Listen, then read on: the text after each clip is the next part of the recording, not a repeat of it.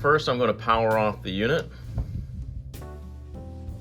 Next, there's a rubber tube on the right-hand side. I'm going to kind of pull that out using my fingernail, and that will drain all the water from inside this bin. The reason why I turn it off is once the water level goes down, I don't want it to refill.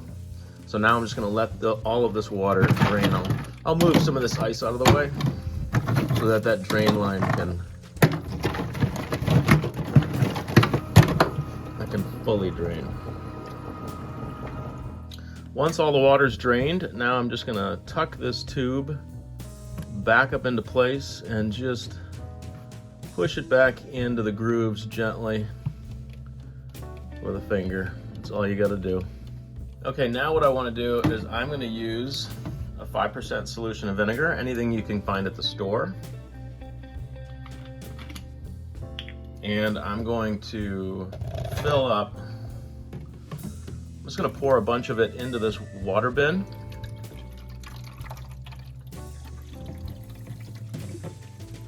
You don't have to get the whole thing, but fill a good amount of vinegar in there. And now I'm going to press and hold the timer button for about 5 seconds.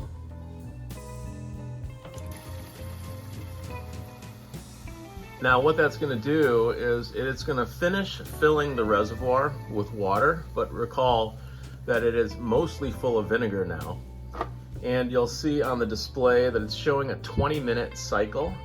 And so what's going to happen is all that water and vinegar is now going to recirculate over the ice maker for the next 20 minutes. And that is all you need to do to really clean the reservoir, clean the evaporator where the ice is forming, and the tube that the water comes out of when it cascades down that grill.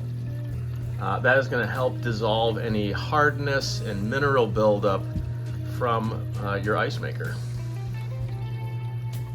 So I've filled my own spray bottle with vinegar. So what I'm going to do is, while the 20-minute cleaning cycle is running, I'm just going to spray down the whole inside with vinegar, and I'll just use paper towel to wipe everything down. I like to use vinegar because it will eventually evaporate and it's not going to leave any residues of detergents or anything on the unit. I did actually scoop out all the ice already and just put that in the sink.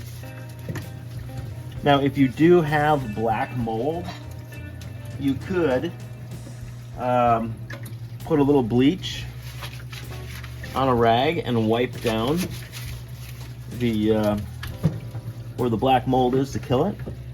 But I want you to be careful with bleach because it is corrosive, and you really don't want to get strong chemicals on your evaporator, because if you start corroding that aluminum, that's going to make the ice tend to stick to it more because it starts getting porous like an English muffin, and you don't want that to happen. So you want to be very gentle on the evaporator. We're just going to clean that with vinegar, and again, you can use a little bleach to wipe down spots if you have some black mold growing or anything, but otherwise I just recommend using vinegar to clean out the inside of this ice bin. So as you can see, we're about halfway through the cleaning cycle. We're down to 12 minutes. The ice maker has paused momentarily, and I'm just gonna finish wiping this thing down. Your ice maker will likely pause during that cleaning cycle just to give that pump a rest. I've found mine will pause for about 3 minutes before kicking back on. So as you can see, we have about 9 minutes left on this cleaning cycle. Once the 20-minute cycle has completed, then I'm gonna pull that little rubber tube down again and just let it hang down and let all the water and vinegar drain out of that water basin. Once all the vinegar has drained out, you can push the rubber hosing back up and wipe everything down with some fresh water. You can even run some fresh water through that bin if you'd like. Then you can push the power button and your ice maker will resume normal operation.